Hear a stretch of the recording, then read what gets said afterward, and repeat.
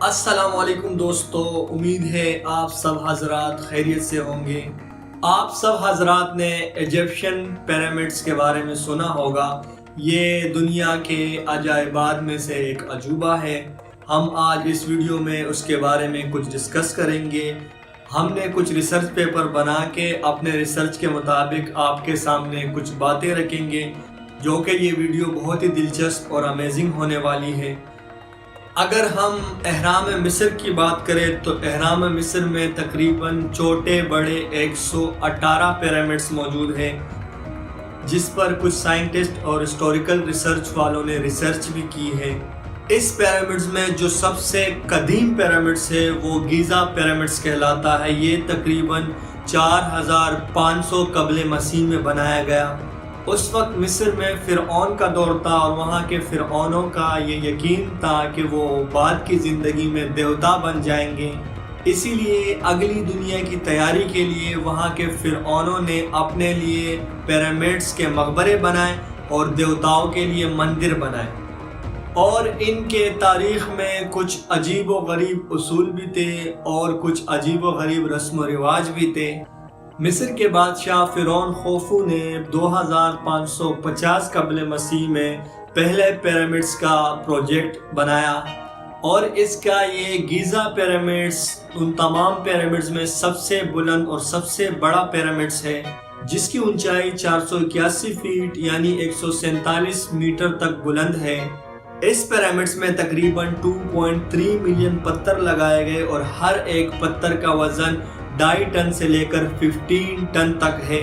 سائنسدانوں نے جب اس پیرامڈز کو دریافت کیا تو وہ یہ دیکھ کر حیران ہو گئے کہ اتنی بڑی تعداد میں پتھر اتنے اونچائی تک کیسے لے کے گئے، کیونکہ اس وقت نہ کوئی بڑی مشینری تھی، نہ کوئی انجینئر اور نہ کوئی اسے لے جانے کے لیے بھاری بھرکم مشین اویلیبل تھے۔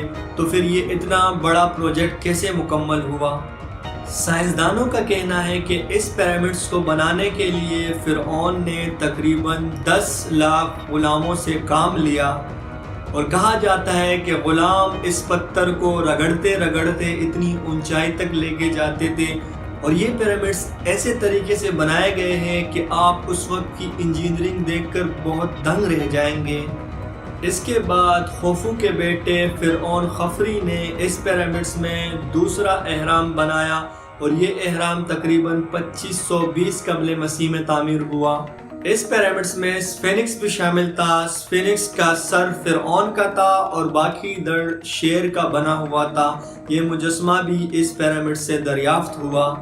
اور اس کے بعد گیزا پیرامڈز کا تیسرا حصہ باقی 2 حصوں سے کافی چھوٹا اور کافی مختلف تھا، اور اس حصے کو فرعون مینکوری نے 2490 قبل مسیح میں تعمیر کیا۔ پیرامڈز کے اس حصے کی بات کی جائے تو اس میں خاص بات یہ تھی کہ اس میں ایک پراسرار مردہ خانہ بھی موجود تھا۔ اس پیرامڈز میں جو سب سے بڑا پیرامڈز ہوتا تھا اس میں محل، مندر، سولر بورڈز اور بہت ساری اور خصوصیات موجود ہوتی تھی۔ گیزا پیرامڈز کو دیکھ کر انجینئرز دنگ رہ جاتے ہیں کہ اس وقت کے دور میں انجینئرنگ نے اتنی اعلیٰ کامیابی اور اتنی بہترین ماڈل کیسے ڈیولپ کیا، کیسے اس کو تعمیر کرایا۔ ان تعمیرات کو دیکھ کر سائنسدان آج بھی یہ بات نہیں کہہ سکتے کہ ان اہرام مصر کو کس طرح تعمیر کیا گیا، لیکن ان پیرامڈز کو دیکھ کر سائنسدانوں نے اس دور سے بہت کچھ سیکھا اور بہت ساری ہسٹوریکل چیزوں کے بارے میں وہ جان سکے۔ اگر یہ پیرامڈز نہ نکلتے تو سائنسدانوں کو کیا معلوم ہوتا کہ کوئی ایسی سویلائزیشن بھی دنیا میں گزر چکی ہے جو اتنی زیادہ ہارڈ ورکنگ اور اتنی زیادہ ڈیولپمنٹ اتنے اچھے طریقے سے کر سکتی تھی۔ ان پیرامڈز کے نکلنے کے بعد سائنسدانوں نے یہ انکشاف کیا کہ یہاں پر ایک قدیم سویلائزیشن رہتی تھی جو کہ بہت ہی زیادہ محنت کرنے والے اور سیاست میں دلچسپی رکھنے والے لوگ تھے۔ اگرچہ کچھ سائنسدانوں کا یہ کہنا ہے کہ اس وقت کے فرعونوں نے یہ کام غلاموں سے کروایا، لیکن اس کے بارے میں بھی پورے حقائق کے ساتھ سائنسدان یہ انکشاف نہیں کر سکتے۔ اسی ایجپشن پیرامڈز میں جب سائنسدانوں نے ایک جگہ کھدائی کی تو وہاں انہیں ایک ایسی چیز ملی جس سے انہیں یہ اندازہ لگ گیا کہ یہاں پر ایک ایسی سوسائٹی رہتی تھی جو بہت ہی ویل سیولائزڈ تھے۔ جو کہ وسائل سے بھی مالا مال تھے اور بہت ہی ہارڈ ورکنگ کرتے تھے اور سیاست سے بھی بخوبی واقف تھے۔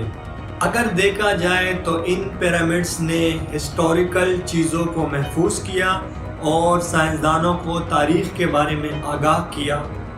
گیزا پیرامڈس دراصل ہمیں طویل عرصے سے غائب دنیا کی تاریخ ہمارے سامنے لا دیتا ہے اور ہمارے سامنے کھل کر ایک حقیقت بیان کر دیتا ہے کہ اس وقت کی سویلائزیشن کیسی تھی۔ بوسٹن میوزیم کے فائن آرٹس اور ٹفٹس یونیورسٹی کے مصری محقق پیٹر ڈیر منولین کا کہنا ہے کہ لوگ پیرامڈس کو دیکھ کر اس بات کا اندازہ لگاتے ہیں کہ یہاں کے لوگ کیسے مرے، لیکن دراصل بات یہ ہے کہ ان پیرامڈس سے ہمیں یہ معلوم ہوتا ہے کہ وہاں کے لوگ کیسے رہتے تھے، کیسی زندگی گزارتے تھے اور کس دور کا انہوں نے سامنا کیا۔ ان کی پوری سویلائزیشن ہمیں ان مقبروں سے ملتی ہے۔ ہمیں یہ تحقیق کرنے کا موقع مل جاتا ہے کہ ہم سے پہلے انسان کس سویلائزیشن کا حصہ تھے، وہ کیا کھاتے تھے، ان کا لباس کیا تھا، ان کی زبان کیا تھی، ان کے رسم و رواج کیا تھے، وہ کس جگہ میں رہتے تھے، کیسے اڑتے تھے، کیا کھاتے تھے۔ ان سب چیزوں کا ہمیں ان ہسٹوریکل پیرامڈس سے ہی پتہ لگتا ہے۔ ان پیرامڈس کے مقبروں کی قبروں پر بنی ہوئی تصویریں جس میں واضح طور پر نظر آتا ہے ایک کسان اپنے کھیت کو کیسے پال رہا ہے، وہ چرند پرندوں کا کیسے دیکھ بھال کر رہا ہے، ایک پوری سویلائزیشن ہمیں ان پینٹنگ میں نظر آ جاتی ہے جو کہ اس وقت ان پیرامڈس میں بنائی گئی ہے۔ ڈیر منولین کا کہنا ہے کہ کوئی بھی مضمون جو کہ آپ فرعونی تہذیب کے بارے میں جاننا چاہتے ہیں تو وہ یہ گیزا کے پیرامڈس میں موجود ہے، اور بہت سارے آرکیولوجسٹ جو ان گیزا پیرامڈس میں کھوج کرنے گئے وہ اس بات پر متفق ہیں کہ انہی پیرامڈ سے ہمیں تاریخ کے اس سویلائزیشن کے بارے میں معلومات ملتی ہے۔ ہمیں یہ معلوم ہوتا ہے کہ اس وقت کے لوگوں نے کیا کیا مصائب جھیلے اور کن کن دور سے وہ آگے بڑھ کر اس سویلائزیشن کا حصہ بنے۔ اگر اس پیرامڈس کی خاص بات دیکھی جائے تو ان پیرامڈس میں جب آپ اندر جاتے ہیں تو ان میں خاص طور پر سورج کی روشنی کے لیے ایک ایسا ڈیزائن بنایا گیا ہے کہ سورج کی روشنی یہاں اندر آئے اور پیرامڈس میں کسی حد تک روشنی ہو۔ تو اس تعمیرات کو دیکھ کر اس بات کا اندازہ لگایا جا سکتا ہے کہ اس وقت کے تعمیر کرنے والے لوگ کتنے بڑے انجینئر تھے اور کتنے بڑے تعمیرات سے واقف تھے۔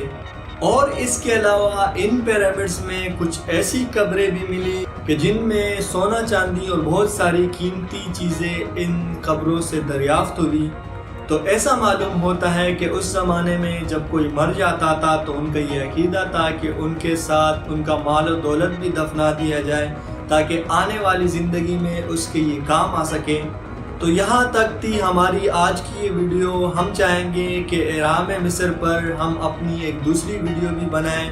آپ اس ویڈیو کو زیادہ سے زیادہ شیئر کریں اور ہمارے اس چینل ایکسپلور دی یونیورس کو سبسکرائب کریں۔ اب مجھے اجازت دیجیے، اپنا ڈھیر سارا خیال رکھیے۔ Thank you so much.